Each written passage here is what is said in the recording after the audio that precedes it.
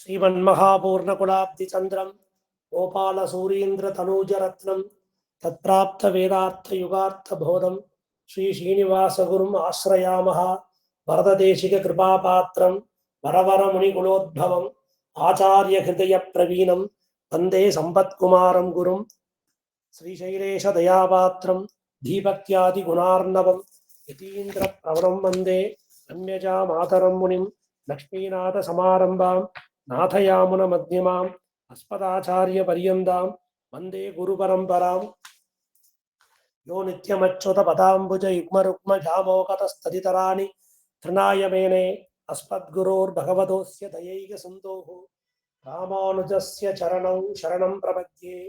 श्रीवत्सचिन्नमिश्रेभ्यो नममुक्तिमधीमहे यदुक्तयस्त्रयीकण्ठे யாந்தி மங்கள சூத்திரதா. ஸ்ரீயப்பதியான சர்வேஸ்வரன் கிருபையாலே ஸ்ரீஸ்தவம் என்கிற திவ்யமான ஸ்துதி நூலை அனுபவித்து வருகிறோம். இந்த ஸ்தோத்திர கிரந்தத்துல பெரிய பிராட்டியாரான ஸ்ரீரங்கநாச்சியாருடைய மகிமையும் பெருமையும் மேன்மையும் பேசப்படுகிறது. அந்த எம்பெருமானுக்கே திருமாமகள் கேள்வன் என்று திருநாமம். ஸ்ரீயப்பதி ஸ்ரீயப்பதி லக்ஷ்மிபதி என்று நாம் எம்பெருமானை கொண்டாடி வருகிறோம். இந்த ஸ்ரீயை இட்டுக்கொண்டுதான் அந்த விஷ்ணுவை நாம் அடையாளமாக அறிகிறோம். ஆக பெரிய பிராட்டியார் யாருடைய பக்ஷஸ்தலத்தில் இருக்கிறானோ அவனேதான் பரபிரம்மமாக இருக்கிறான். அப்பேற்பட்ட அந்த எம்பெருமான் 5 நிலைகளிலே சேவை சாதிக்கிறான். செய்ய பரத்துவமாய் சீரார் வியூகமாய் துய்ய விபவமாய் தோன்றிவற்றுள் எய்துமவர்க்கு இந்நிலத்தில் அர்ச்சாவதாரம் எளிதென்றான் பண்ணு தமிழ் மாறன் பயின்று. இந்த நம்மாழ்வார் பாசுரத்தை நோக்குகின்ற காலத்துல இந்த 5 நிலைகளையுமே நன்றாக விளக்கி சொல்லுகிறார் நம்மாழ்வார். பர வியூக விபவ அந்தர்யாமி அர்ச்சைன்னு சொல்றோம். வேதாந்தம் வேதாந்தங்களுக்கு பரத்துவத்திலே நோக்கு, இதிகாச புராணங்களுக்கு வியூகத்திலே நோக்கு,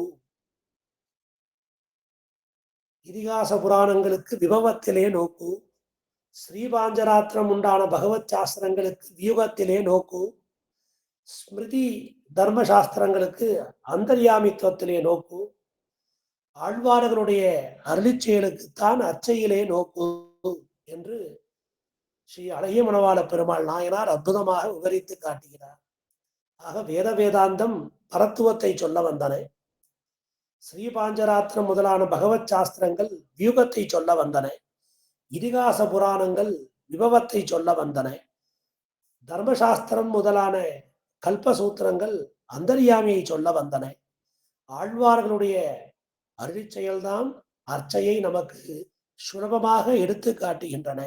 இப்படி எம்பெருமானுடைய இந்த 5 நிலையிலும் கூட பிராட்டி சேர்ந்தே இருக்கிறான். ஆக எம்பெருமான் நித்தியவாசம் செய்யக்கூடிய இடம்தான் பரமபதம் என்ற திருநாமம். அது தெளிவிசும்பு திருநாடு என்று சொல்லுவார்கள். அப்பேற்பட்ட அந்த பரமபதம், அந்த பரமம்னு சொன்னாதான் பரம் பரம் பர, அந்த 5 நிலையில முதல்ல இருக்கக்கூடிய இடம் பரமபதத்துல பரவாசுதேவனா ஸ்ரீவைகுண்ட நிகேதனா இருக்கான் எம்பெருமான். பரமம்னு சொன்னா புண்டரிகாட்சனான எம்பெருமான் இருக்கும் இடம், அவன் வசிக்கும் இடம் நித்திய விபூதி என்று சொல்லுகிறோம். அப்ப அந்த இடத்துல பரமம் பதம்னு இருக்கு. ஆக அந்த பதம்ங்கிற அந்த சொல்றீங்கே அது ஸ்ரீ மகாலட்சுமியை குறிக்கிறது. அப்பேற்பட்ட அந்த பெரிய பிராட்டியார் இணை பிரியாமல் நித்தியவாசம் செய்யும் இடமாக அது திகழ்கிறது. அதனால் அதற்கு பரமபதம் என்று பெயராயிற்று. ஆக எம்பெருமானை விட்டு பிரியாமல் பிராட்டி இருக்கக்கூடிய இடம். இந்த 5 நிலையிலுமே பிரியாமல் இருக்கிறாள்.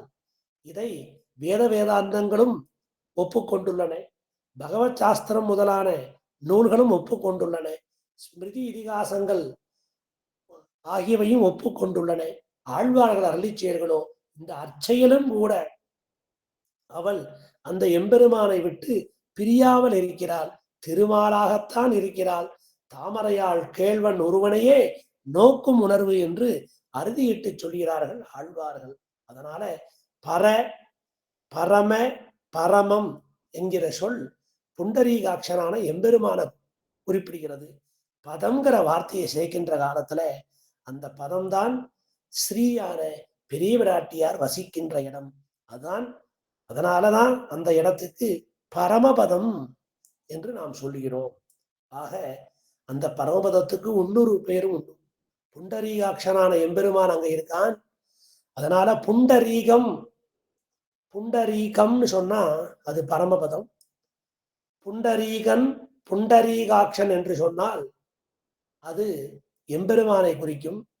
புண்டரீகை கேள்வன் என்று சொன்னால் அது புண்டரீகையான பெரிய பிராட்டியார், அந்த கேள்வன் அந்த ஸ்ரீமன் நாராயணனை குறிக்கும். அதனால புண்டரீகம் பரமபதம், புண்டரீகை பெரிய பிராட்டியார், அந்த புண்டரீகையினுடைய மணாலன் அந்த புண்டரீகாட்சன். இதனால பரமபதத்திலையும் அவள் அந்த எம்பெருமானை விட்டு பிரியாமல் இருக்கிறாள். ஆக எம்பெருமானுக்கு பரமபதத்திலையும் அந்த பதம்ங்கிற இடம் இருந்தாத்தான், பெரிய விராட்டியார் இருந்தாத்தான் பரமங்கிற வார்த்தையே கிடைக்கும். அதனால புண்டரீகாட்சன் எம்பெருமானுக்கு பேரு. அவன் சிவந்த கண்ணழகனா இருக்கான், கருத்த மேனி, கண்ணு மட்டும் சிவப்பா இருக்கு. ஏன் சிவப்பா இருக்குன்னு கேட்டுட்டோம் பட்டரை. பெரிய பிராட்டியார் இரண்யவரணாம் ஹரிணியம்னு பொன்னிறமா இருக்கா. அவளை பார்த்து பார்த்து இவனுடைய கண்ணு செவந்து போச்சு. அதனால புண்டரீகாட்சன் ஆயிட்டான். ஆக பெரிய பிராட்டியார் சம்பந்தத்தாலே தான் அவனுக்கு புண்டரீகாட்சன் திருநாமம். இதை எல்லா சாஸ்திரங்களும் ஒத்துண்டது. இதை லௌகிகமா சொல்லணும்னா அவன் மேல உள்ள ஆசை, அவன் மேல உள்ள பெருங்காதல், அவளை பார்த்து பார்த்து பார்த்து இவன் கண்ணு செவந்து போச்சு.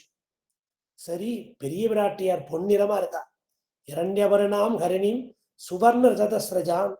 ஆனா அவளை போய் தஞ்சேயம் அசிதேக்ஷனான்னு திருவடி சொன்னார்.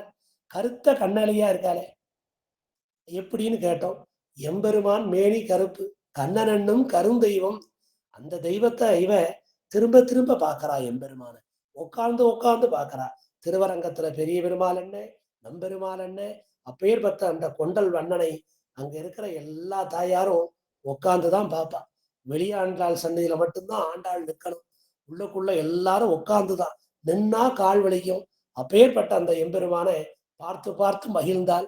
அதனால அவ கருத்த கண்ணனை ஐயானம். அதனால ரெண்டு பேரும் சேர்ந்தே இருக்கிறார்கள். அதனால அவன் புண்டரீகாட்சன். அது புண்டரீகமா இருக்கு அந்த பரமபத ஸ்தானம். அதனால பரமபதமும் பிராட்டி இருப்பதனாலேதான் இவனுக்கு பரமங்கிற பேரு, பரமபதம்னு இடமும் கிடைச்சது.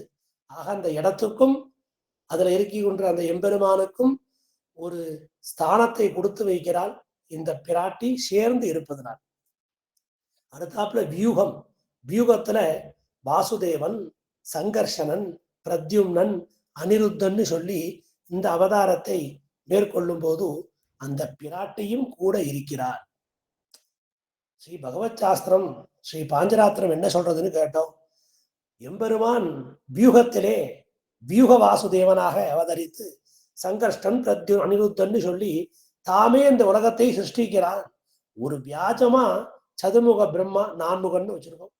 ஒரு சம்ஹார தேவதையா ஒரு சிவன்னு சொல்றோம். ஆனா பாஞ்சராத்திரத்துல எம்பெருமானே எல்லாம் பண்றான். சிருஷ்டி ஸ்திதி சம்ஹாரத்தை எம்பெருமானே செய்கிறான். அவன் அந்த அவதாரத்தை மேற்கொள்ளும் பொழுது அந்த லக்ஷ்மியானவள் வாசுதேவனுக்கு லக்ஷ்மியா இருக்கா, சங்கர்ஷனுக்கு கீர்த்திங்கிற பெயர்ல இருக்கா, பிரத்யுமனுக்கு ஜெயா அப்படிங்கிற பெயர்ல இருக்கா, அனிருத்தனுக்கு மாயா. இந்த மாதிரி எம்பெருமானோட இணைந்துதான் வியூகத்திலையும் பிராட்டி இருக்கிறார். அதனால இவனுடைய சேர்த்தியாலே பார்க்கடல் திருப்பார்கடல் ஆயிற்று. வியூகம் வியூகம்னு எதை சொல்றோம்? திருப்பார்கடல். பாலாலி நீ கிடக்கும் பண்பை யான் கேட்டேயும் நம்மாழ்வார். அவரே திருப்பார்கடல் ஒண்ணு இருக்கு கேட்டிருக்காராம். அங்க போய் சேவிக்கல, எம்பெருமான் சேவை சாதிச்சான், கேட்டிருக்கேன். அங்க ஒரு ஆழ்வாரும் போல வைகுந்தம் புகுவது மன்னவர் விதியேன்னு சொல்லிட்டார். நமக்கு நேர வைகுந்தம் தான். திருப்பார்கடல நமக்கு என்ன வேலை? அது கூப்பீடு கேட்கும் இடம். ஊன்னு கத்துற இடம். காப்பாத்து காப்பாத்து. இரண்யாக்ஷன் ஹிம்சை கொடுக்கிறான், இரண்யகசிப்பு ஹிம்சை கொடுக்கிறான், ராவணன் ஹிம்சை கொடுக்கிறான், ஜராசந்தன் ஹிம்சை. அதை வந்து கூப்பீடு கேட்கும் இடம். 33 தேவர்கள், பிரம்மா ருத்ரன் இந்திரன் தொடக்கமான தேவர்கள் எல்லாம் கூப்பாடு போடக்கூடிய இடம். நமக்கு அது வேண்டாம். நமக்கு எப்போதுமே பாட்டு கேட்கக்கூடிய இந்த திவ்யதேசங்கள் வகுத்த இடம், அந்த பரமபதம் போதும். அவ அங்கவே கூப்பிட்டுக்கட்டும்னு ஆழ்வாரும் பாலாளி நீ கிடக்கும் பண்பை யான் கேட்டேயும் என்று சொன்னார். அப்பேற்பட்ட அந்த பார்க்கடல் திருப்பார்க்கடல்னு பெயர் பெற்றதே இந்த பெரிய பிராட்டியார். எப்படி வைகுண்டம் ஸ்ரீ வைகுண்டமாச்சு, எப்படி அந்த பார்க்கடல் திருப்பார்க்கடலாச்சு, எப்படி நாராயணபுரம் திருநாராயணபுரம் ஆச்சு, எப்படி அந்த மலை திருமலையாச்சு, எப்படி அந்த அரங்கம் திருவரங்கமாச்சு, எப்படி அந்த கட்சி திருக்கட்சி ஆச்சு. எல்லாமே பெரிய பிராட்டியார் சேர்ந்தால்தான் அந்த திவ்யதேசத்துக்கும் வாழ்ச்சி, அங்க இருக்கிற எம்பெருமானுக்கும் மேன்மை. அதனால இந்த விபவத்துல கூட, அந்த வியூகத்துல கூட இவள் சேர்ந்தே இருக்கிறாள். அப்புறம் விபவத்துல மத்ஸ்யம் கூர்மம் முதலான அவதாரங்களை எம்பெருமான் இருக்கின்ற காலத்துல அவளும் அதற்கு தக்கபடி அவதாரத்தை எடுத்துக்கொள்கிறாள். ஆக எப்பேற்பட்ட அவதாரமா இருக்கட்டும், அவ சேர்ந்து சேர்ந்து வரணும். வாமனனா வந்தா திருமார்பு லட்சுமி எட்டி எட்டி பார்க்கிறான். வர்றது பிரம்மச்சாரி பிள்ளை, பிரம்மச்சாரி வேஷத்துல வரான், திருமார்புல லட்சுமி இருக்கா. சுக்கராச்சாரியார் பார்த்துட்டார், வந்தவன் சாமானியம் இல்லை, மேலேந்து ஸ்ரீமன் நாராயணே வந்திருக்கான்னு தெரிஞ்சுட்டார். அதனால இந்த பிராட்டி அவனை விடாமல் தொடர்கிறாள். ஏனென்றால் அவனுடைய இந்த 5 நிலைகளிலும், அனைத்து அவதாரங்களிலும், அனைத்து அர்ச்சைகளிலும் அவன் எடுத்த காரியம் நன்றாக ஈடேற வேண்டும். அதற்காக பிராட்டி கூடவே இருக்கிறார். அந்தர்யாமியா இருக்கிற காலத்துல சரி, விபவத்துல சொல்லியாச்சு, வியூகத்துல சொல்லியாச்சு, பரத்துவத்துல சொல்லியாச்சு, அந்தர்யாமியா உள்ள எம்பெருமான் இருக்கானே, அப்ப எப்படி இருக்கா பிராட்டின்னு கேட்டோம். அந்த பிராட்டி சூக்ஷ்ம ரூபத்துல இருக்கா.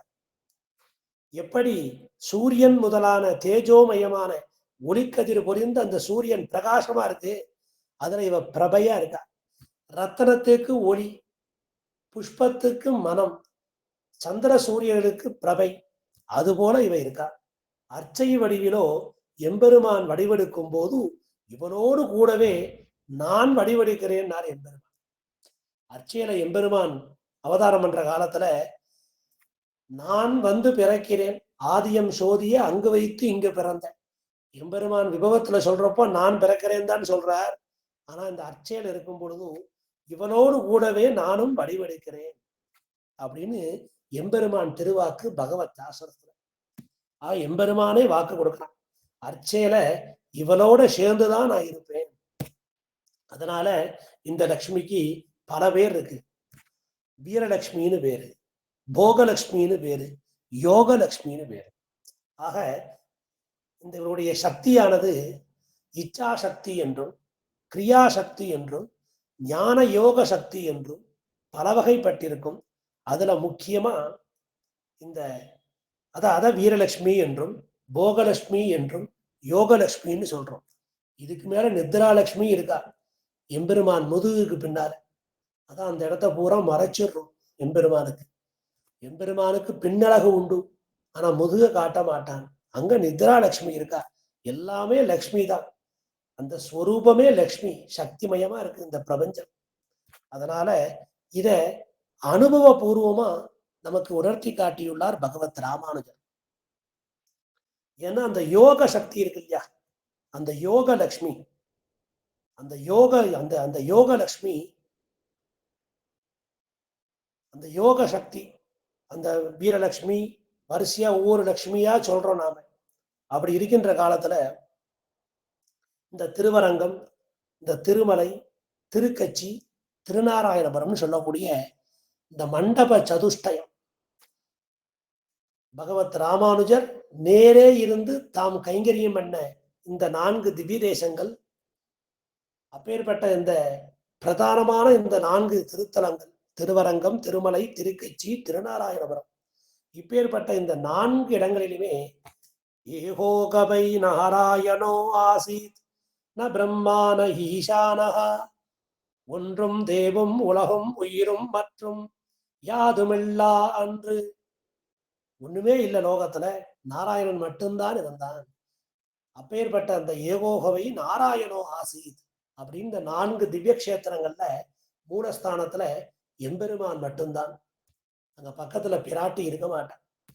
திருவரங்கநாதன் பெரிய பெருமாள், திருமலையில திருமலையப்பன், கச்சியில அருளாளன், திருநாராயணபுரத்துல திருநாரணன்.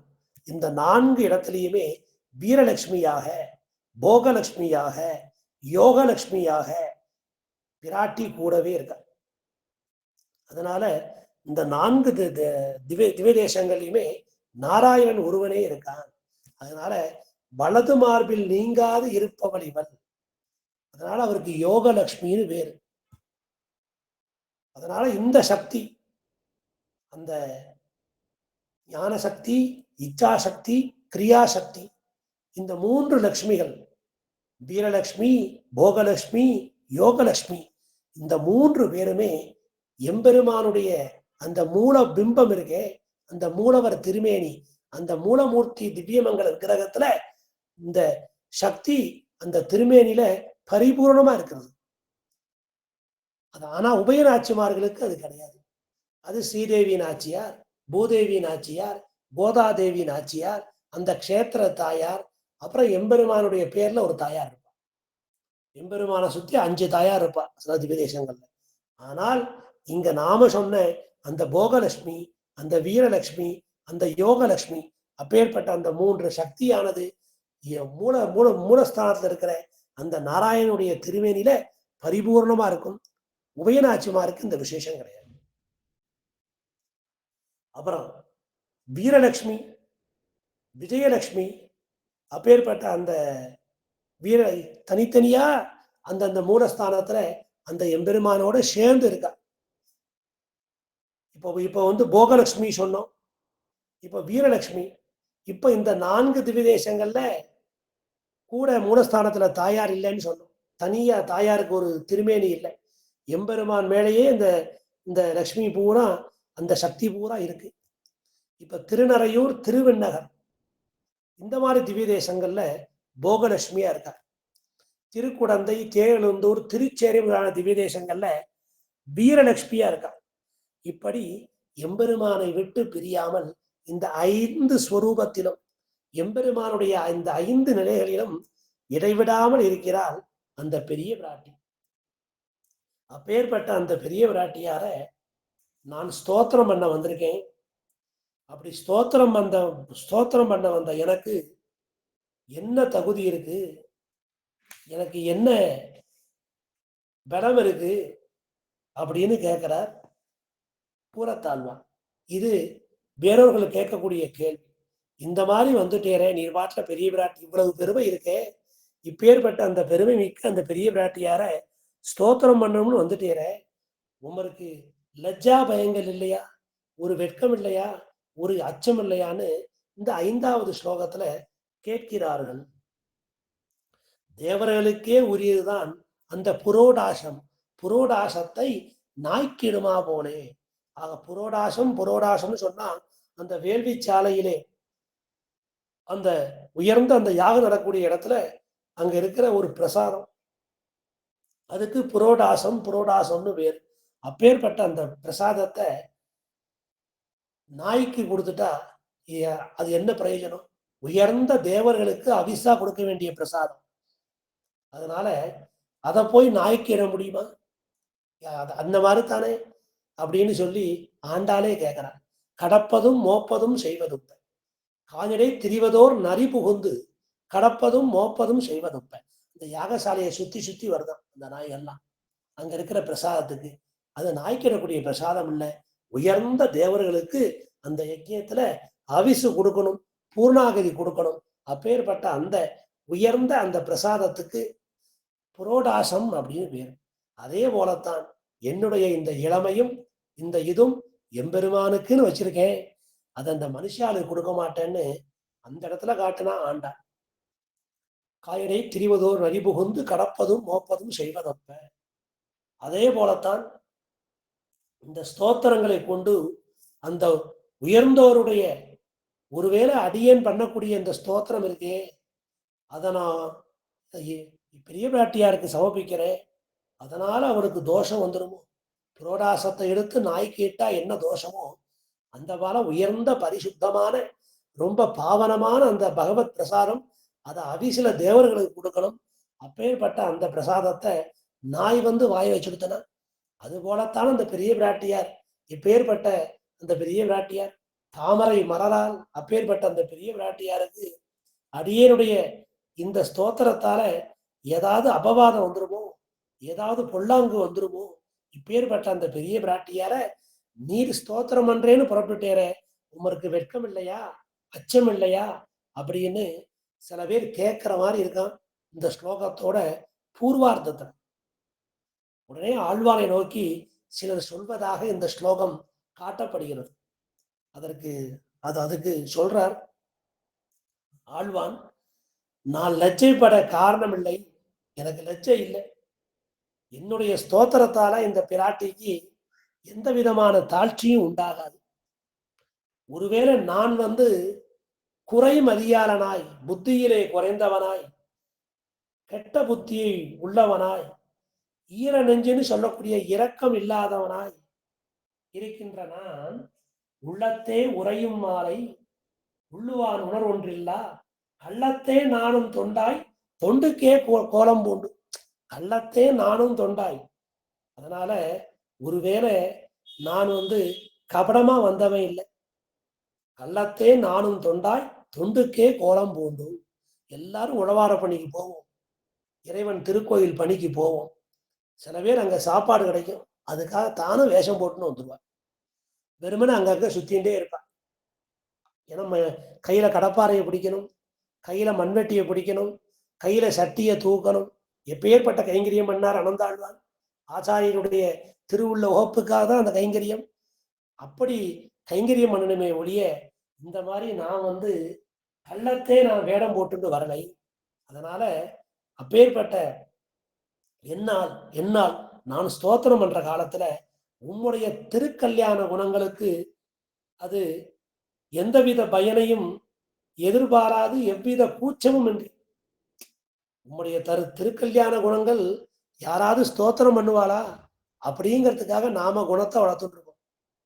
நாம் ஒரு எத்தனையோ நல்ல காரியம் பண்றோம், தர்மம் பண்றோம், நாம் அதுக்கெல்லாம் நிறைய பிரச்சாரம் பண்றோம், 4 பேர் நம்மளை புகழணும்.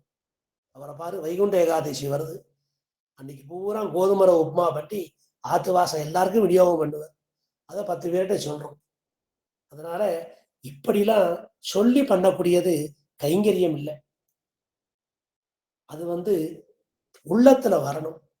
அந்த கைங்கரியம் இருக்கே, அந்த சேஷத்துவம் அது வந்து நமக்கு உள்ளத்துல வரணும். அந்த கைங்கரியம் நாம ஒரு புகழுக்கோ ஒரு பெருமைக்கோ கைங்கரியம் பண்றோம். ஆனால் இங்க ஆழ்வான் சொல்றார், நான் உன்னை புகழ்றேன், இதனால அடியனுக்கு ஒரு கீர்த்தியும் வேண்டாம், ஏற்கனவே அடியன் துஷ்டம்தான், இருந்தாலும் உன்னை வாயால புகழ்றேன், அதனால உன்னுடைய கீர்த்திக்கு உன்னுடைய புகழுக்கு எந்த குறையும் உண்டாகாது.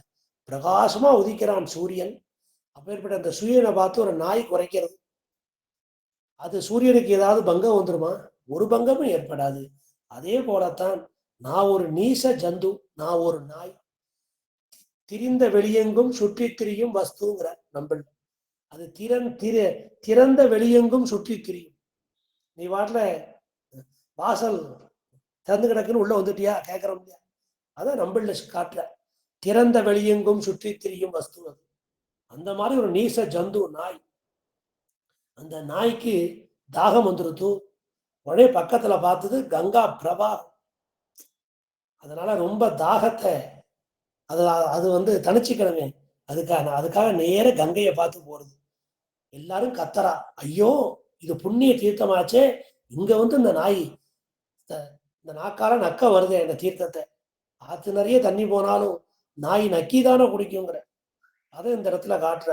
ஏவா அந்த ஸ்லோகத்துல 5வது ஸ்லோகத்துல ஆழ்வான், துஷ்யேது சாதூன தாபதா நகிஷுனா லீடாபி பாகீரதி துஷ்யேது ஸ்வாபி ந லச்சதே நச்ச பிபேது ஆர்த்திஸ்து சாமியே சுனஹா. அப்பேற்பட்ட அந்த நாயி தன்னுடைய தாகத்தை தீர்த்து கொண்டது. அதுக்கு ஒரு பயமும் லஜ்ஜையும் இல்லை. அதே போலத்தான் அடியேனும் இந்த கங்கா தீர்த்தத்தை எப்படி அந்த நாய் ஸ்பர்ஷம் பண்ணதுனால, அதுல தீர்த்தம் சாப்பிட்டதுனால அந்த கங்கைக்கு ஒரு பெருமையும் குறைந்து விடாது. அதே போலத்தான் அடியேனும் அந்த பெரிய பிராட்டியார ஸ்தோத்திரம் பண்றேன்னு சில பேர் கேட்கிறா. அவளுக்கு ஒரு பதில் சொல்வது போல இந்த ஸ்லோகம் அமைந்துள்ளது. இதே கருத்தை தான் சரணாகதி தீபிகைங்கிற அந்த கிரந்தத்துல தேசிகனும் நமக்கு காட்டுறார். பத்மா மகி பிரபிருதிபிஹி பரியுக்த பூம்னஹா கா ஹானிரத்ரமயி போக்தரி தே பவித்ரி துஷ்யேது கிமங்கிரி தடினி தவ தேவசேவ்யா துர்வார தர்ஷ சபலேன சுனாவ லீடா. ஏ ஸ்ரீதேவி பூதேவி முதலானவர்களால அனுபவிக்கப்பட்ட பெருமையை உடையவன் அந்த எம்பெருமான்.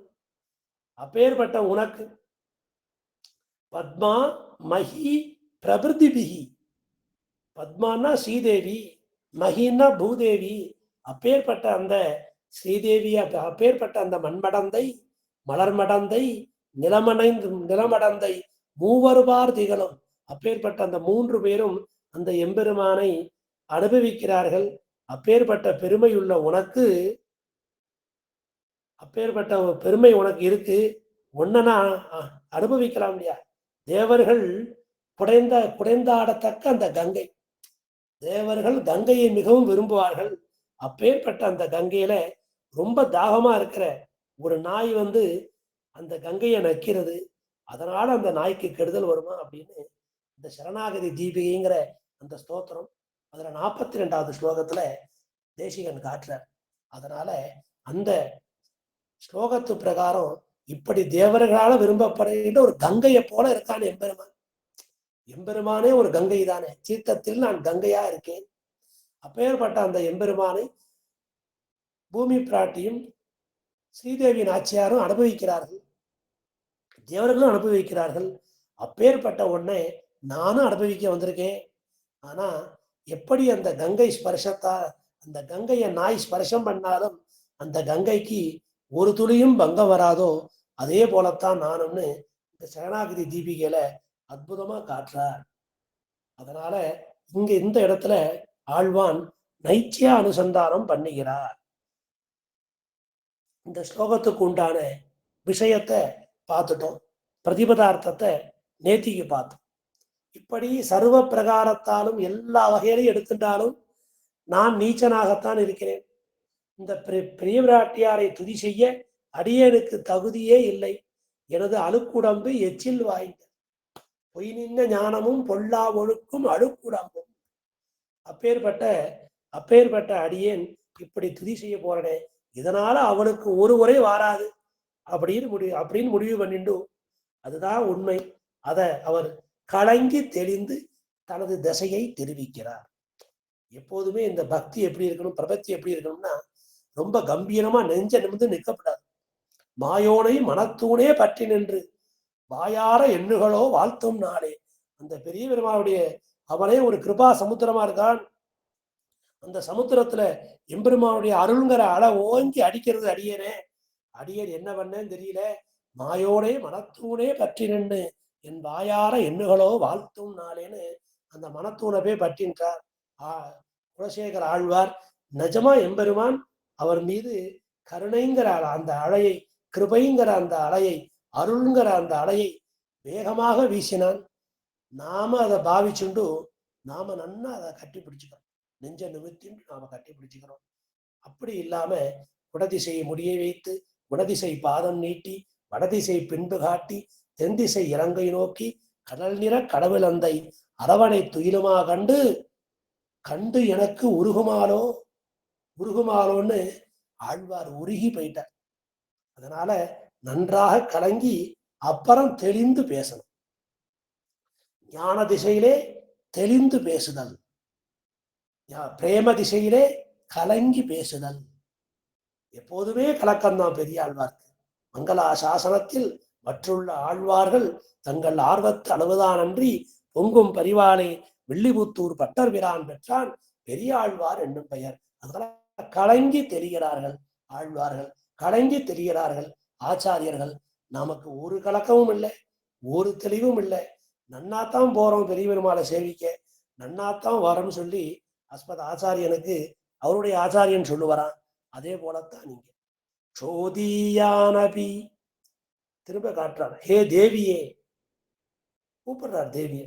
சோதியானபி இதை கேட்டுக்கோமா, நான் மிகுந்த அல்பனா இருக்கேன், எங்கிட்ட ஒன்றும் நிறைந்த குணம் இல்லை, குணத்துல குறை இருக்கு, கெட்ட புத்தி உடையவனா இருக்கேன், உன்னிடம் பக்தி இல்லாதவனா இருக்கேன், உனக்கு பணிவிடை செய்யணுங்கிற ஆசை கூட இல்லை, இருந்தாலும் உன்னுடைய கல்யாண குணங்களை துதி செய்து அறிவிக்க வேணுங்கிற ஆவல் இருக்கு. அந்த ஆவல் கொண்ட ஒரு மூடனாக நான் இருக்கிறேன். அவஜானந்தி மாமூடாக, எனக்கு ஒரு மூடனா நான் இருக்கேன். அதுக்காக நான் பயப்படலை, நான் வெட்கப்படவும் இல்லை. எப்படி பார்த்தாலும் ஒரு நாயானது ஒரு நதியை ஸ்பர்சிக்கிற காலத்துல அந்த நதி எந்த தோஷமும் அடைவதில்லை, அதே போலத்தான் அடியேனும் அப்படின்னு சொல்லி அந்த பெரிய பிராட்டியாரை துதிப்பது நமக்கு பிராப்தமான கைங்கரியம் என்று சொல்லி தான் சோஸ்திரம் செய்ய வேண்டும் என்று துணிந்ததை இங்கே பேசுகிறார். முதல்ல பெரிய பிராட்டியாருக்கும் பெருமாளுக்குள்ள என்ன சம்பந்தம்னு 3 ஸ்லோகத்துல சொல்றார். அந்த 2வது ஸ்லோகத்துல இந்த மாதிரி ஸ்தோத்திரம் பண்ண போறேன், எனக்கு அந்த ஞானத்தை கொடுன்னு கேட்கிறார். இந்த 5வது ஸ்லோகத்துல அடியேன் நீச்சந்தான், இருந்தாலும் உன்னை ஸ்தோத்திரம் பண்ணா உன்னுடைய புகழுக்கு ஒரு பங்கமும் வராது. இப்படி சகல கல்யாண குணங்களும் நிரம்ப பெற்றவனான அந்த கூரத்தாழ்வான் அவர் தன்னை இவ்வாறு இகழ்வாக பேசிக் கொண்டிருக்கிறார். அதனால உண்மையிலே தாழ்ந்த குணம் உள்ளவர்களான நாம் நம்மிடம் உள்ள குற்றங்களை மறைக்கிறோம். நம்மிடம் உள்ள குற்றங்களை நம்முடைய குடும்பத்தாரிடம் மறைக்கிறோம், நண்பர்களிடம் மறைக்கிறோம். ஏன் கோயிலுக்கு போறோம், அந்த எம்பெருமான்ட்டையே மறைச்சிடும். அதனால இப்படி நம்பினேன் பிறல் நண்பருள் தன்னையும் நம்பினேன் மடவாரையும் முன்னெல்லாம் அப்படின்னு அந்த ஆச்சாரியன்ட்ட போற காலத்துல குற்றமே இல்லாத மதுரகவி ஆழ்வார் தம் மீது குற்றத்தை ஏறிட்டுக் கொள்கிறார். இப்படி ஆழ்வார்களும் ஆச்சாரியர்களும் குற்றத்தை ஏறிட்டே கொள்கிறார்கள். அதனால அமர்யாதகா சுத்ரகா ஆள வந்தாரும் இந்த நைத்திய அனுசந்தானம் பண்ணிக்கிறார். இப்படி பரிசுத்தமான எம்பெருமான் ஆசைப்படக்கூடிய ஞானியை விக்கிரகத்தோடே ஆதரிக்கும். அப்படி அந்த ஆழ்வார்களை அந்த திருமேனியோடு அடையத்தான் எம்பெருமான் ஆசைப்பட்டான். அது திருப்பான ஆழ்வாருக்கு கிடைச்சது. அதனால அப்பேற்பட்ட அந்த எம்பெருமான்ட்ட வேண்டாம், அந்த பிராட்டிட்டையாவது உண்மையிலே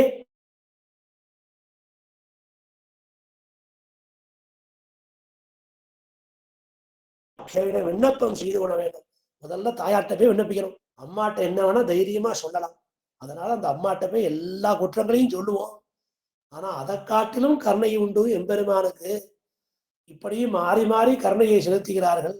நாமும் போய் அந்த பெரிய பிராட்டியார் என்ன, பெரிய பெருமாள் என்ன, நம்முடைய குற்றங்களை எல்லாம் அங்கே விண்ணப்பிக்கலாம் அப்படின்னு நமக்கெல்லாம் காட்டி கொடுத்தபடியை இந்த 5வது ஸ்லோகத்திலே ஸ்ரீ கூரத்தாழ்வான் உபதேசமா இது எல்லோரும் எடுத்துக்கலாம். அடுத்தாப்புல 6வது ஸ்லோகம். ஐஸ்வர்யம் மகதேவ வால்பமதவா திருஷ்யதே பும்சாம் ஹியத் தல்லக்ஷ்மியாக சமுதீக்ஷணாது தவ யதஸ் சார்வத்ரிகம் வர்த்ததே தேனைகேனேன விஸ்மயே மஹி ஜகன்னாதோபி நாராயணः தன்யம் மன்யதைகாது தவ யதஸ்வாத்மானமாத்மேஸ்வரः. அற்புதமான இந்த 6வது ஸ்லோகம். சார்வத்ரிகம் அப்படின்னு இந்த இடத்துல முதல் ஸ்லோகத்திலேயே சார்வத்ரிகம் வர்த்ததே அப்படிங்கிறது பூர்வார்த்தத்துல கடைசி பதமா இருக்கு. சார்வத்ரிகம் வர்த்ததே 6வது ஸ்லோகம். இப்படி ஸ்லோகத்துல சேவிக்கிற காலத்துல எல்லாரும் அந்த ஸ்லோகத்தை கூட சொல்லணும். எல்லாருக்கும் சந்தா ஆயிருக்கு. அதை தினந்தோறும் பாராயணம் பண்றோம். ஒவ்வொரு கஷ்டத்துக்கும் பாராயணம் பண்றோம். ஒவ்வொரு வெள்ளிக்கிழமையும் பாராயணம் பண்றோம். அப்படி அந்த சார்வத்ரிகம் வர்த்ததே. சார்வத்ரிகம்னா இவ்வுலகம் மேலுலகம் இப்படி எல்லா இடங்களிலும் உள்ள சார்வத்ரிகம். சர்வத்திரம் சொல்றோம். சர்வத்திரத்துக்கும் கொடுத்துரும். ஒரு சம்பாவனையை கொடுக்குறோம். வைதிகாலுக்கா சர்வத்திரம் எல்லாருக்கும் கொடுத்துரும். அந்த மாதிரி சார்வத்ரிகம் எல்லா இடங்களிலும். பும்சாம் புருஷர்களுடைய யதைஸ்வரியம் எந்த செல்வமானது மகதேவ மகது ஏவ மிகவும் அதிகமாக இருக்கின்றதோ அதவா அல்பம் வா ஐஸ்வர்யம் மகது ஏவ மகதேவ அதவா அல்பம் வா அல்பம் அதவா திருஷ்யதேன்னு இருக்கு. அத அன்வய கிரமத்துல சொல்றோம். 2 கிரமம் இருக்கு ஒவ்வொரு ஸ்லோகத்துக்கும். தண்டான்வயம்னு வேறு. தண்டம்னா இப்போ ஒரு கம்பை கையில வச்சு விட்டுட்டோம்னா அதை எங்க விடுறோமோ அப்படியே போய் விழுந்துரும். வேற எங்கேயும் மாத்தி விழாது, சுத்தி விழாது. விட்ட இடத்துல அப்படியே கீழே விழுந்துரும். அன்வயம் அப்படின்னு சொல்லியாச்சுன்னா அந்த ஸ்லோகத்துக்கான சப்தங்களை அங்க இருக்கிற சொற்களை மாத்தி போட்டு ஒரு அர்த்த விசேஷத்தோட சொல்றது. அதுக்கு அன்வய கிரமம்னு வேறு. இந்த இடத்துல அன்வய கிரமமா சொல்லியிருக்காங்க நம்ம பூர்வாச்சாரியர்கள். எல்லாத்துக்கும் 2 வியாக்கியானம் உண்டு. அந்த ஸ்லோகம் யதாபத்து ஸ்லோகம் எப்படி இருக்கோ அந்த அந்த பிரகாரமே வியாக்கியானம் பண்ணுவார். அதுக்கப்புறம் அன்வய கிரமத்துல வியாக்கியானம் பண்ணுவார். இப்படி 2 முறையில வியாக்கியானம் பண்ணி அந்த அர்த்த விசேஷத்தை நமக்கெல்லாம் கொடுப்பார்கள் வள்ளல் பெரும்பட்சக்களான நமது ஆச்சாரிய பெருமக்கள். அப்படி சார்வத்ரிகம் எவ்வுலகத்திலும் மேலுலகங்களிலும் எல்லா இடங்களிலும் உள்ள பும்சாம் புருஷர்களுடைய மகதைஸ்வரியம் எந்த செல்வம் அதிகமாகவோ அதவா அல்பம்பா அல்லது குறைவாகவோ திருஷ்யதே காணப்படுமோ தது அந்த செல்வமானது லக்ஷ்மியாத்தவ தல்லக்ஷ்மியாக தது லக்ஷ்மியாக தவ லக்ஷ்மி என்று திருநாமமுள்ள உன்னுடைய லக்ஷ்மியாக தவ லக்ஷ்மின்னு பேர் இருக்க அப்படிப்பட்ட தவ உன்னுடைய வர்த்ததே யதகா சமுதீக்ஷனாது தவ யதகான்றது. நாம இந்த இடத்துல லக்ஷ்மியாக தவன்னு அன்வய கிரமம் பண்ணிட்டோம். அதனால யதகா பின்னா யதஸ்ன்னு இருக்கு. யதகா சமுதீக்ஷனாது எந்த கடாட்சத்தினால் வர்த்ததே உண்டாகிறதோ தேன ஏதேன அப்படி பெருமையுள்ள உனது பார்வை தேன ஏதேன உன்னுடைய பார்வையால் தேன திருஷ்யதேன்னு முடிஞ்சிருக்க மேல திருஷ்யதே அந்த தேன அல்பம் அதவா திருஷ்யதேன்னு இருக்க திருஷ்யதே தேனேங்கிறார். தேன ஏ தேன உன்னுடைய பெருமையுள்ள அந்த பார்வையால் ந விஸ்மயே மகி எங்களுக்கு ஒன்றும் ஆச்சரியம் இல்லை. லோகத்துல ஒருத்தன் செல்வந்தனா இருக்கணும், ஒருத்தன் தரித்திரனா இருக்கிறதுக்கும் பிராட்டியோட கடாட்சம் தான் காரணம். யதகா ஏன்னு எதுக்கு ஏன் யதகா ஏன் ஜெகநாதகா ஜெகநாதன் ஜெகத்காரணத்துவம் எம்பெருமானுக்கு. இந்த ஜெகத்துக்கே நாதனா இருக்கான் அந்த எம்பெருமான். எல்லா அண்டங்களுக்கும் தலைவனா இருக்கான். அப்பேற்பட்ட அந்த தேவாதி ராஜன் ஜெகநாதன் உனக்கு சுவாமி. எல்லா உலகங்களுக்கும் சுவாமியா இருக்கான் அந்த எம்பெருமான். ஆத்மேஸ்வரஹா இந்த வேதாந்தம்லாம் அவனை அந்தர்யாமியா சொல்றது. ஆத்மேஸ்வரன் இந்த ஆத்மாக்களுக்கெல்லாம் ஈஸ்வரனாக இருக்கிறான்.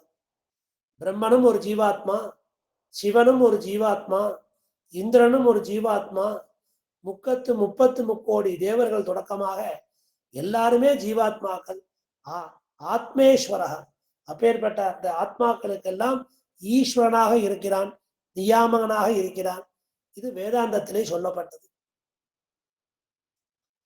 நாராயணஹா அபி, அப்பேற்பட்ட அந்த நாராயணனும் ஸ்வாத்மானம், தனது ஸ்வரூபத்தை, திவ்யமங்கல விக்கிரகத்தை, தமது திருமேனியை, தவ ஈக்ஷணாத், ஈக்ஷணாது தவன்னு இருக்கு, தவ ஈக்ஷணாது, உன்னுடைய பார்வையினாலே,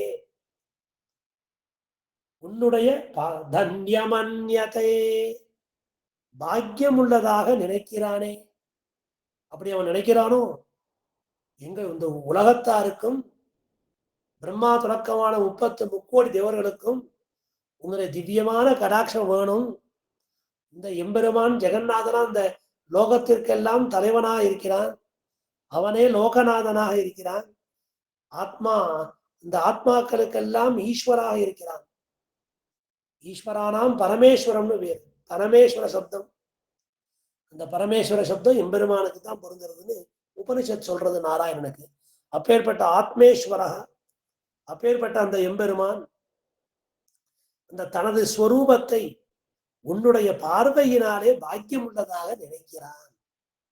அதனால எம்பெருமானுக்கும் உன் கடாட்சம் வேணும் அப்படின்னு சொல்லி இப்படி துதி பண்றதுக்கு உம்முடைய கடாட்சம் வேணும்னு சொன்னார். எல்லோருக்குமே உன் கடாட்சம் வேணும் அப்படின்னு சொல்றார் இந்த 6வது இந்த இதுல. அப்பேற்பட்ட அந்த செல்வம், ஐஸ்வர்யம், ஐஸ்வர்யம் மகதேவ அல்பமதவா, அந்த ஐஸ்வர்யம் 2 வகைப்பட்டது. ஒரு ஐஸ்வர்யத்துக்கு ஐஹிகம்னு பேர், ஐஹிகம். இன்னொரு ஐஸ்வர்யத்துக்கு ஆமுஷ்மிகம்னு பேர். இம்மையை பற்றியது ஐகிகம், ஆமுஷ்மிகம் மறுமையை பற்றியது. இகலோக ஐஸ்வர்யம் என்ன, பரலோக ஐஸ்வர்யம் என்னன்னு 2 ஐஸ்வர்யம் இருக்கு. இந்த லோகத்துல செல்வந்தராய் இருப்பது ஐக ஐஸ்வர்யம். ஸ்வர்க்கம் பரமபதம் போன்ற லோகங்கள்ல போய் இருக்கக்கூடிய இருப்புக்கு ஆமுஷ்மிக ஐஸ்வர்யம்னு பேர். இப்படி இந்த இருவகைப்பட்ட ஐஸ்வர்யம் இகலோகத்துல ஒரு கிராமத்துக்கு ஒருத்த அதிகாரியா இருக்கான், அது குறைந்த ஐஸ்வர்யம். விஓவா இருக்கான், அதுக்கப்புறம் ஆர்ஐ, அதுக்கப்புறம் தாசில்தார், அப்படியே போறது. அப்ப இதெல்லாம் சில பேருக்கு அல்பமா இருக்கு, சில பேருக்கு மகதேவ பெருசா இருக்கு. மேலோகங்கள் என்ன ஐஸ்வர்யம்னு கேட்டோம். அந்த 30 கோடி தேவர்கள், அவர்களுக்குள்ளே நவகிரக தேவதை வசதி, அதற்கு மேல சூரியன் சந்திரன் வாயு அவளுக்கு பெருமை, அதுக்கு மேல பெருமை இந்திரனுக்கு. அதனால அவரவர்கள் செய்யக்கூடிய அந்த புண்ணிய பாப கர்மங்களுக்கு ஏற்ப தேவயோனியோ மனுஷ யோனியோ திரிய ஸ்தாவர மிருக பக்ஷி யோனியோ கிடைக்கிறது. இப்படி பெரிய வேட்டையாவுடைய கடாட்சத்தால தான் ஒருவன் வார்டு கவுன்சிலா இருக்கான், இன்னொருத்தன் கேபினெட்ல இருக்கான். இது எல்லாமே பிராட்டுடைய கடாட்சத்தாலே விளைகின்றன அப்படிங்கிறார் ஆழ்வார்.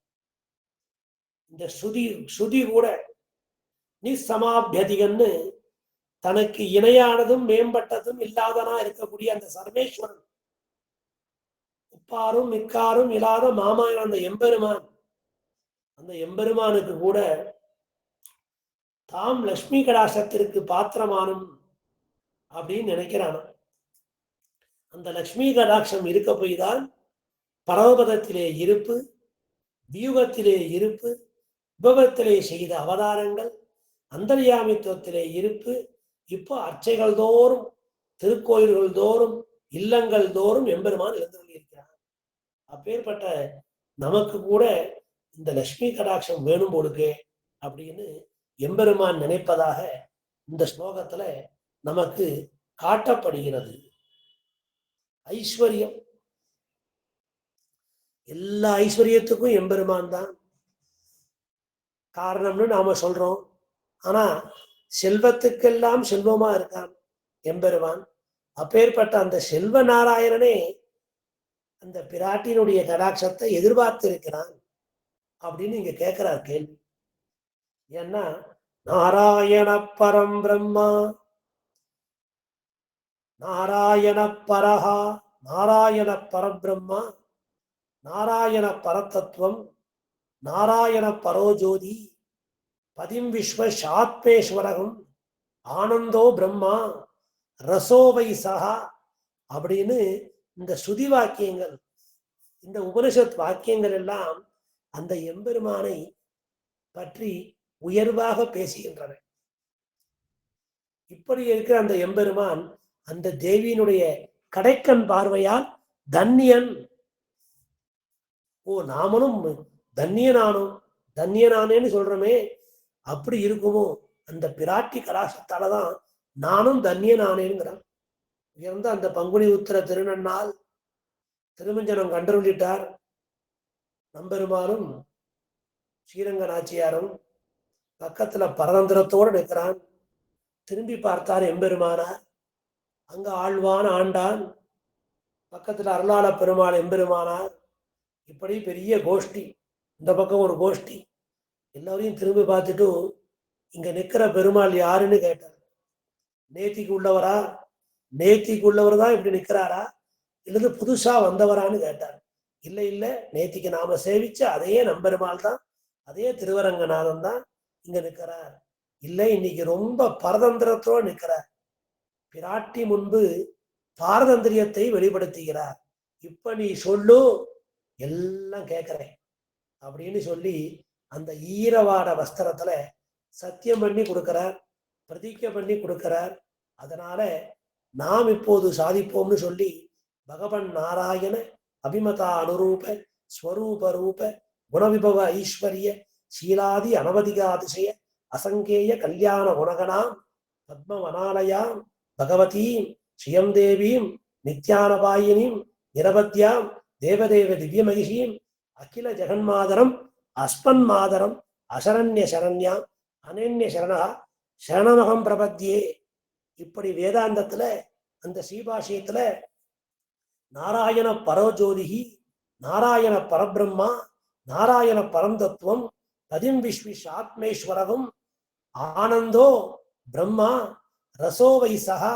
இப்படி ஈஷ கேன கட முண்டக மாண்டூக்கிய தித்திரிய ஐத்தரேய சாந்தோக்கிய பிருகதாரண்யம்னு ஸ்வேதாஸ்வரம் என்ன, கௌஷிதிக உபனிஷத்து என்ன, இப்படி எல்லா உபனிஷத்துலையும் எம்பெருமான இட்டு ஸ்ரீபாஷ்யத்தை முடிச்சிட்டோம், வேதார்த்த சங்கிரகத்தை முடிச்சிட்டோம். ஆனா இப்ப சொல்றேன், அப்பேற்பட்ட அந்த எம்பெருமானும் தம்முடைய செல்வங்களுக்கெல்லாம், தன்னுடைய திருமேனி வைலட்சண்யத்துக்கெல்லாம் அந்த பெரிய பிராட்டியா எதிர்பார்த்து நிற்கிறான். தன்யனானேன்னு அங்க இருக்கிற நம்பெருமாள் பரதந்திரனாக பாரதந்திரியத்தை பெரிய பிராட்டியார் திருமுன்பே அவளை நோக்கி வெளியிடுவதாக தெரிகிறது. இப்போது இதுதான் சரியான வேலை என்று சொல்லி அந்த சரணாகதி கத்தியத்தை பகவத் ராமானுஜர் பங்குனி உத்திர நன்னாளிலே அந்த சமயத்துல விண்ணப்பித்தார். அப்பேற்பட்ட அந்த பெருமையத்தான் இங்கே அந்த ஸ்லோகத்துல தேன ஏதேன ந விஸ்மயே மகி ஜெகநாதோபி நாராயணஹா தன்யம் அந்யத ஈக்ஷனாது ஃபயதஸ் ஸ்வாத்மன ஆத்மேஸ்வர. அதனால அந்த எம்பெருமான் இதை எதிர்பார்த்திருக்கிறான்னு சொல்லி அந்த ஐஸ்வர்யத்துக்கு ஈடா, அந்த கடாட்சத்துக்கு ஈடா வேற ஒன்றுமே இல்லை. அதனால நான் புருஷோத்தமனா இன்னைக்கு இருக்கேன்னா அதுவும் அந்த பெரிய பிராட்டியாரே உண்டானதுதான். அந்த பெரிய பிராட்டியாருடைய சேர்த்தியாலே தான் நான் புருஷோத்தமனாக இருக்கிறேன் அப்படின்னு சொல்லி அற்புதமா அந்த ஸ்லோகத்துல எம்பெருமானே நினைக்கிறான். அதனால பரதேவதையான பரமபுருஷனோடே பரமபுருஷனே திருமகளால் தன்னை பாக்கியசாலியாக கருதினால் இந்த பிரம்மா இவாள்லாம் என்ன அல்ப ஐஸ்வர்யம், தேவர்க்கும் தேவாவோ என்று நாம் சொல்றோம்.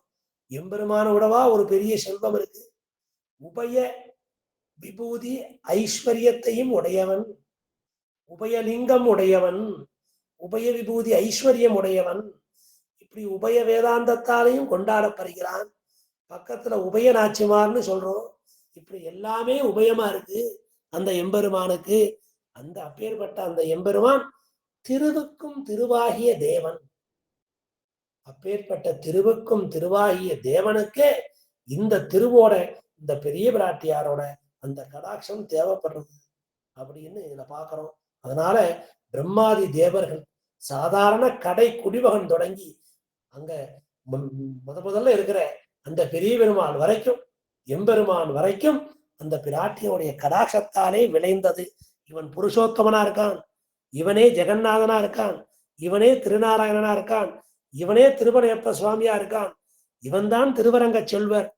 இப்படி அந்த எம்பெருமானை கொண்டாடணும்னா அதுக்கும் இந்த பெரிய பிராட்டியாவுடைய கடாட்சம் தான் காரணமானு அந்த எம்பெருமான் நினைப்பதாக இங்கே ஆழ்வான் நமக்கு காட்டி தருகிறார். ஆத்மேஸ்வரகான்னு பதம். ஸ்வாத்மானம் ஆத்மேஸ்வரகா, ஆத்மானம் ஈஸ்வரகா, சகல ஜீவாத்மாக்களையும் அடக்கி ஆள்கிற சுவாமி.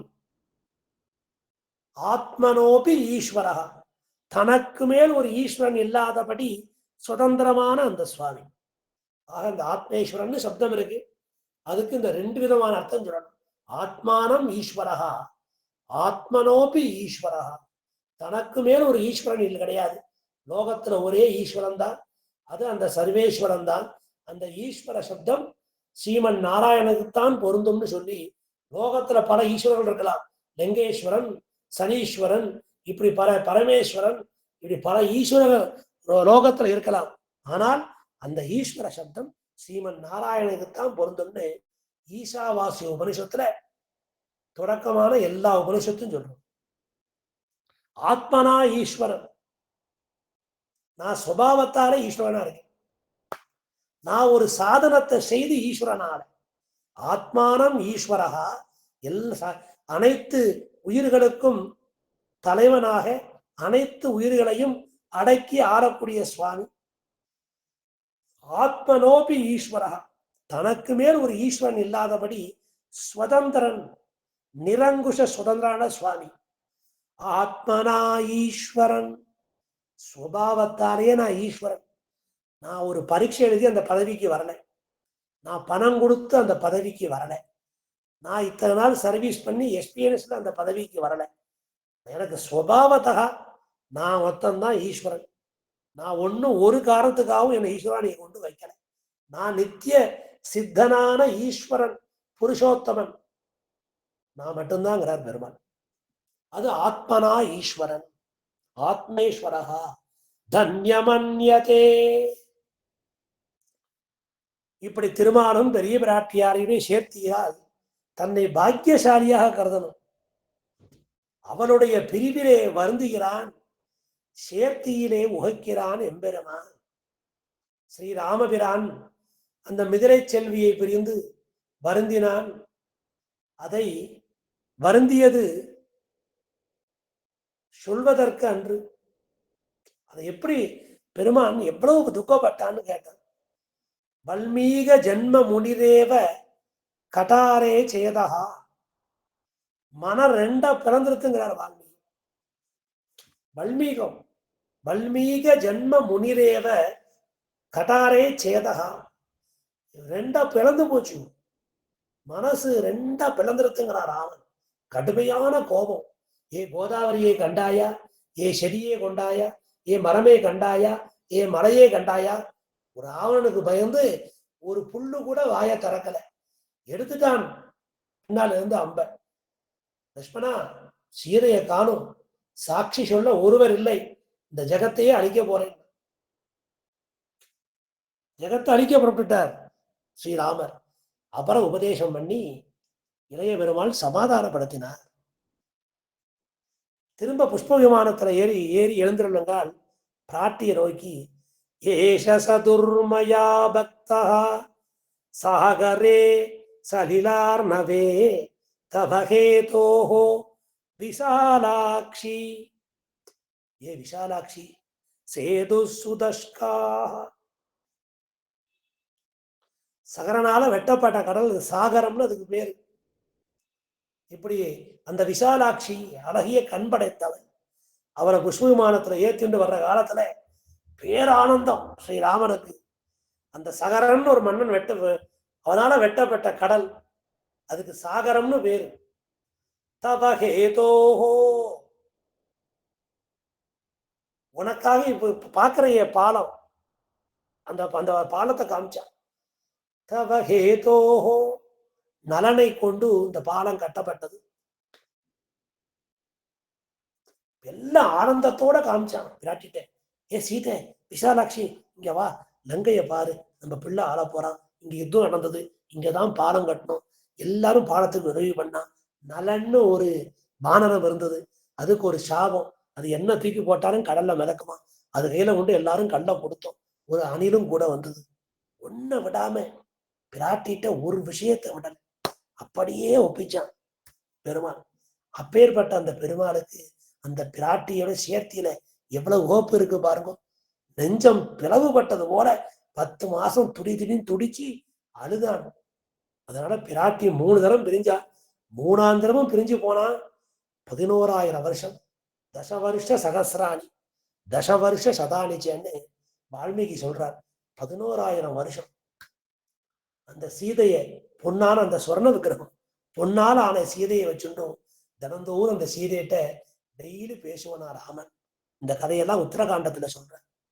தினந்தோறும் அந்த அலுவல் விஷயம், அந்த பொம்மையிட்ட போய் பேசி அப்படியே வாழ்ந்தான் ராமனுக்காகவே. அந்த ராமன் அந்த சீதைக்காகவே வாழ்ந்தான். அப்ப 2 குழந்தைகள் வந்து கானம் பண்ணான். விதலை செல்வி உலகுய்ய திருவயிறு வாய்த்த மக்கள் தஞ்சரிதை கேட்டான். அப்பேற்பட்ட அந்த ராமன் இப்படி அந்த ஒவ்வொரு சரித்திரமா சொல்லிட்டு வரான். நேதானிம் சத்ருதே சீதே ஸ்வர்கோபி மமரோச்சதே. உன்னை விட்டு பிரிஞ்சன்னா அந்த கலங்கா பெருநகரம் இருக்கே, தெளிவிசும்பு திருநாடு இருக்கே, அப்பேற்பட்ட அந்த பரமபதம் கூட எனக்கு போக்கியமா இல்லை. பிராட்டி நீ இல்லைன்னா எனக்கு ஒண்ணுமே இல்லை. சீதை சீதை சீதைன்னு கையை பிடிச்சிட்டு புஷ்ப விமானத்துல ஏறினவன் நந்தி கிராமம் வந்து அந்த பரதாழ்வான கட்டிக்கிற வரைக்கும் இந்த சீதை கையை பிடிச்சிட்டு விடவே இல்லை. ஒரு 10 மாசம் பிரிஞ்சதுக்கு அங்கேருந்து புறப்பட்டு இந்த 10 மணி நேரம் சீதையை விடாம எம்பெருமான் அழைத்து கொண்டே வந்தான். எப்படின்னு கேட்டோம். தன்யனானேன் தன்யனானேன் தன்யனானேன். திகழ்கின்ற திருமார்வில் திருமங்கை தன்னோடும் திகழ்கின்ற திருமால். திருவாட்டாட்டு பதிகத்துல சொல்றார். மைய கண்ணால் மலர் மேல் உறைவாள் உரைமார்பன் செய்யால் திருமார்பினில் சேர் திருமால் என் திருமகள் சேர் மார்பனே என்றும் உனக்கேற்கும் கோலமலர் பாவைக்கு அன்பா. இப்படி ஆழ்வார் உருகி போறார். அந்த பெருமானையும் பிராட்டியும் இந்த சேத்தில பார்த்துட்டு அப்படி உருகி போறார் இந்த ஆழ்வார். அதனால அந்த எம்பெருமான் சர்வேஸ்வரனுக்கே அந்த பிராட்டியினுடைய கடாட்சம் வேணும். அந்த பிராட்டியை எப்போதும் அணைச்சுன்னு இருக்கணும். இந்த பிராட்டியோட கையை விட்டுறக்கூடாதுன்னு ஒரு ஆனந்தம் இருக்கு. அது இந்த 6வது ஸ்லோகத்துல பல விஷயங்களை சேர்த்து அனுபவிச்சு. இன்னும் இது முடியல, இந்த அனுபவம் இன்னும் கொஞ்சம் சேர்த்து அனுபவிக்க வேண்டியிருக்கு. அது என்னங்கிறத அடுத்த உபன்யாசத்துல பார்க்கலாம். இன்னைக்கு நாம அந்த பெரிய பெருமாளோட அந்த பெரிய பிராட்டியோட சேர்ந்து அந்த ஆனந்தத்துல சிந்தையாலும் சொல்லாலும் செய்கையினாலும் அடிமை செய்வார் திருமாலுக்கே. அதனால அந்த பெரிய பிராட்டியார் பெரிய பெருமாள் எல்லா திருவிடி தவளைகளுக்கும் பல்லாண்டு பாடி அற்புதமான இந்த ஸ்தோத்திரம். இதுவும் ஒரு புது அனுபவமா இருக்கு. இந்த அனுபவத்தை தேடி கொடுத்த இந்த சபா நாள்தோறும் இதுல வராம இந்த வாச்சா கைங்கரியம் பண்ணிட்டு ஸ்தோத்திரங்களை எல்லாம் சேவிச்சு அள்ளிச்சேலை சேவிச்சு பாராயணம் பண்ணி அதுக்கப்புறம் நாம சங்கீர்த்தனம் பண்ணிட்டு தினந்தோறும் இதுல கைங்கரியவராக இருக்கக்கூடியவங்க எல்லோருக்கும் அந்த பெரிய பிராட்டியார் முழுமையான கடாட்சத்தை கொடுத்து இந்த ஸ்ருதம்னு சொல்ற மாதிரி இந்த இனிமையான இந்த அரளிச்செயல் வகுப்பு தொடக்கமான எல்லா செயல்களையும் அந்த பெரிய பிராட்டியார் தங்குதடை இல்லாம மேலும் மேலும் வளர்த்துண்டு போகணும்னு சொல்லி அப்பேற்பட்ட அந்த தாயார் திருமகளார் திருவடி தாமரைகளுக்கு பல்லாண்டு பாடி அமைகிறேன். ஸ்ரீமதி ராமானுஜாய நம.